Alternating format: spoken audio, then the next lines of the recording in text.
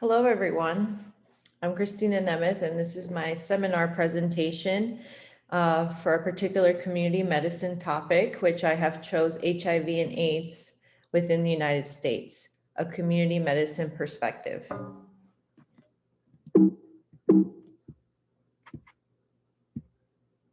A little bit of background. HIV, the human immunodeficiency virus, is a virus that weakens the immune system, making the body less able to fight infections and cancers. When left untreated, HIV continues to replicate within the body, leading to an advanced stage of HIV infection called acquired immunodeficiency syndrome. AIDS. Once at this stage, the body is incredibly vulnerable to infections and cancers that can typically be fought off by a healthy immune system. This leads to chronic illness and eventually death. Now, according to the CDC's HIV surveillance report done in 2020, more than 1.2 million people within the United States are living with HIV. Of those people, about 14% of them are unaware that they have the virus and they need to be tested. Within the past 3 decades, we have seen significant progresses in confronting HIV, even in the absence of an effective vaccine or a cure. However, due to an ever-expanding array of antiretroviral drug combinations and medications, we have transformed HIV infection from a death sentence to a chronic and manageable condition.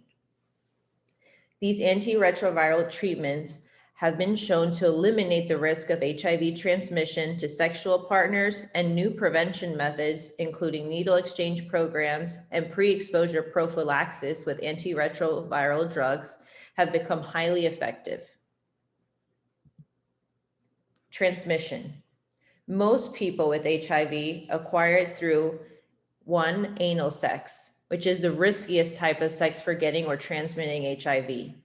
Vaginal sex, less risky for getting HIV than receptive anal sex. However, either partner can still get HIV. Thirdly, the sharing of needles, syringes, or other drug injection equipment. People who inject drugs are also at risk for getting HIV and other sexually transmitted diseases because they engage in risky sexual behaviors like having sex without protection, such as condoms or medicine to prevent or treat HIV. Now, HIV can also be passed from mother to child. The current recommendations to test all pregnant women for HIV and start HIV treatment immediately have lowered the number of babies who are born with HIV. If a mother with HIV takes HIV medicine daily as prescribed throughout pregnancy and childbirth and gives HIV medicine to her baby for 4 to 6 weeks after giving birth, the risk of transmitting HIV to the baby can be less than 1%. And this has really effectively reduced the amount of children born with HIV. Now, factors that can readily increase the transmission of HIV is 1, viral load. The higher someone's viral load, the more likely that person is to transmit HIV, as they are considered highly infected. Antiretroviral medication is used to lower a person's viral load to undetectable and, by and large, untransmissible levels. Other sexual transmitted diseases. If you have already another sexually transmitted disease, you become more likely to get or transmit HIV. Thirdly, alcohol and drug use. When under the influence of alcohol and drugs, you're much more likely to engage in risky sexual behaviors like having sex without protection, such as condoms, or the medicines to treat or prevent HIV. Now, the population trends seen within the United States as of late are: the HIV incidence remained stable in 2018 as compared with 2014. The estimated number of HIV infections was 36,400, and the rate was 13.3 per 100,000 people, according to the HIV.gov in 2020. Now, by age group, the annual number of HIV infections in 2018 compared to 2014 decreased among persons aged 13 through 24, but has remained stable among all other age groups. In 2018, the rate was highest for persons aged 25 to 34, followed by the rate for persons aged 35 to 44. So although we've managed to get a reduction in the younger groups, we still have seen an increase in the older age ranges. By race and ethnicity, the annual number of HIV infections in 2018 compared with 2014 showed decrease among persons of multiple races, but has remained stable for all other races and ethnicities. In 2018, the highest rate was for Blacks and African Americans, followed by Hispanic and Latinos and persons of multiple races. Now, these races are usually already finding disparities within healthcare, something that is of note. By sex at birth, the annual number of new HIV infections in 2018 as compared to 2014 has remained stable among males and females. In 2018, the rate for males was 5 times the rate for that of females. So it does have a tendency to be higher in males than females. Now, by HIV transmission category, the annual number of HIV infections in 2018 compared to 2014 has remained stable among all transmission categories, with the largest percentages of HIV infections being attributed to male-to-male sexual contact, which is about 67% overall and 82% among males. Now, high-risk groups. The most at-risk, high-risk groups for HIV are the number one, gay and bisexual men of all races and ethnicities. They remain the group most severely and disproportionately affected by this epidemic. Men who have sex with men represent approximately 2% of the US population, but however account for 61% of all new HIV infections in 2009. By race, age, and risk group, young, Black, gay, and bisexual men aged 13 through 29 are the only population in the United States in which new HIV infections increased between 2006 and 2009. African Americans, number 2 at risk group, are by far the most affected racial ethnic population in the United States. African Americans represent 14% of the US population, but account for 44% of new HIV infections.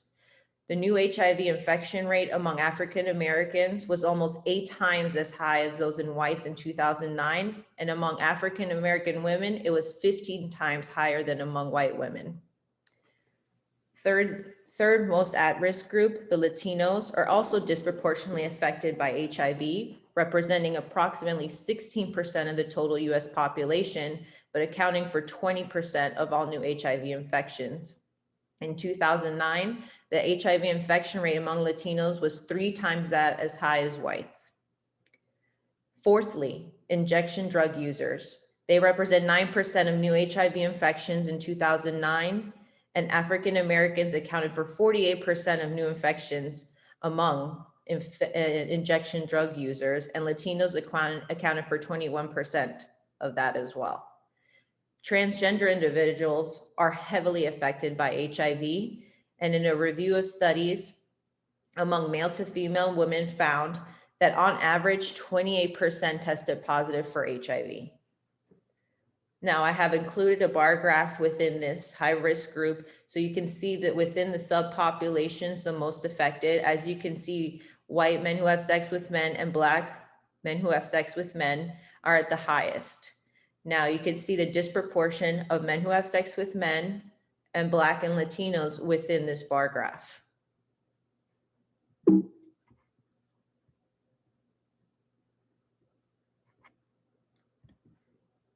Now,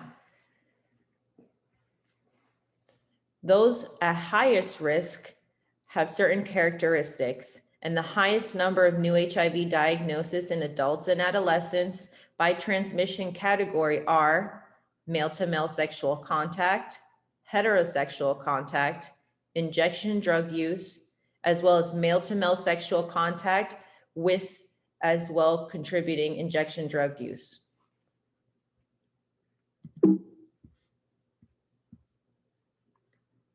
Now, the prevention of HIV within the community and at large. Number 1 is patient education. Most of these high-risk groups are already disproportionate and face healthcare disparities within the country.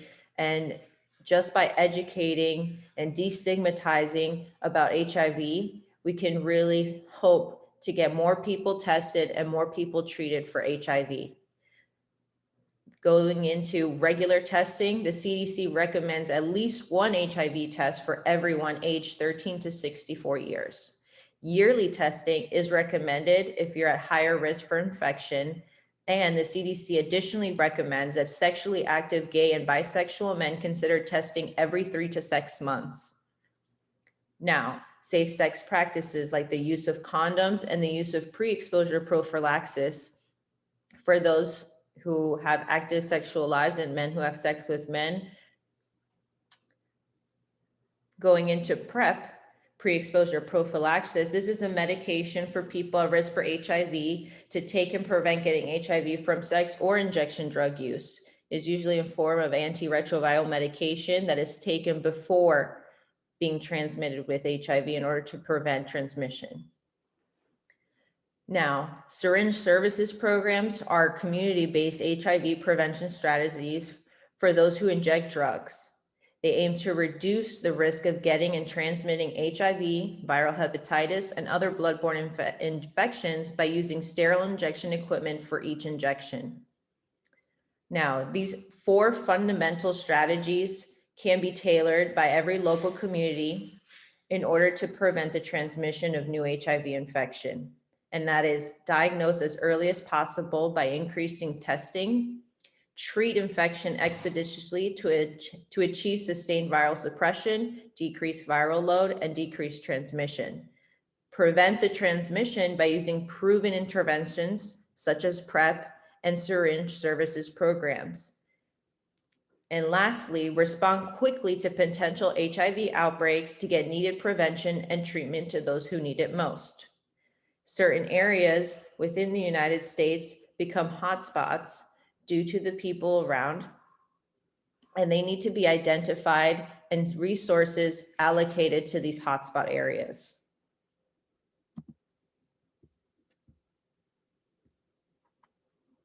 Now, how do we manage HIV infection? In 2019, released during the State of the Union address on February 5th, 2019 by President Donald J. Trump was Ending the HIV Epidemic, a Plan for America. This was a cross-agency initiative that leveraged scientific advances in HIV prevention, diagnosis, treatment, and outbreak response by coordinating highly successful programs, resources, and infrastructure of many healthcare agencies and offices. These 4 fundamental strategies that will be tailored by local communities are what was already recited above: diagnose as early as possible, treat infection expeditiously, and prevent transmission by using proven interventions such as PrEP and SSPs, and be able to respond quickly to potential HIV outbreaks. Now, as healthcare providers, how can we help in the management of HIV within our community? Patient education, educating our patients, especially those who are most at risk, about the resources available to them and how to destigmatize and make people more aware and open about testing and taking care of themselves. We do this through regular testing and through regular safe sex practices and through pre-exposure prophylaxis. Now, encouraging safe sex practices and the syringe service programs are incredibly effective, however, have not been really initiated within the local communities. Additionally, we need to continue the surveillance of people living with HIV. Many of people think that HIV is a disease of the past in the 1980s. However, it is still here and it's ever rampant, and it deserves our attention in order to truly reduce the HIV transmission and get a control on this pandemic. Now, expanding and facilitating access to care in government, such as drug assistance programs, is of great importance, especially because the most at-risk groups are already facing facing healthcare disparities within our country.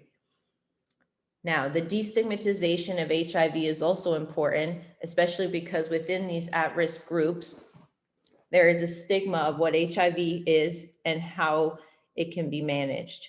HIV has now become a chronic yet manageable disease, able to become almost untransmissible if you are properly taking your antiretroviral medication and suppressing your viral load.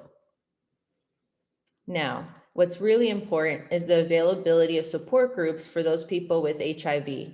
People with HIV sometimes feel alone and sometimes feel guilty.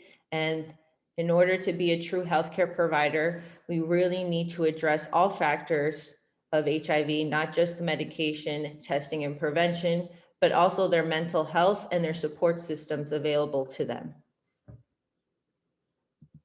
Now, as an integrated approach, I have put together a concept map on how to attack HIV within the community head on. Now, we will start with educating about prevention, encouraging safe sex practices, the use of PrEP, patient education, syringe services programs, diagnosing early, encouraging testing, improving access to healthcare are all important, as well as early diagnosis. Okay, we identifying those at high risk is also important so that we know how to prevent and how to attack those high risk groups correctly.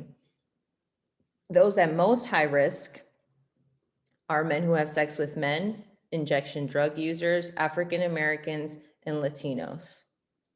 Now, we aim at management via antiretroviral medications, regular follow-up and surveillance of those with HIV,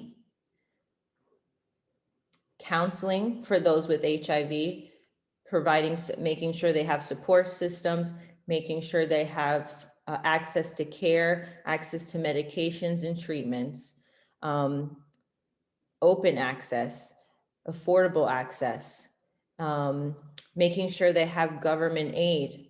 The government federally each year dispenses about millions of dollars just for HIV. Now, each of this grants from the federal government is given to the states, and it is up to the states to allocate these resources.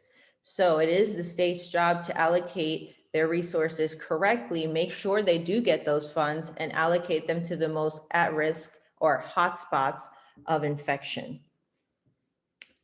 Now, we can participate in the community by creating support groups, by continued surveillance of those with HIV and those living with HIV, the creation of health fair with free testing, free education, as well as the destigmatization of HIV and how it can be a very manageable infection with the correct care and testing. Thank you so much.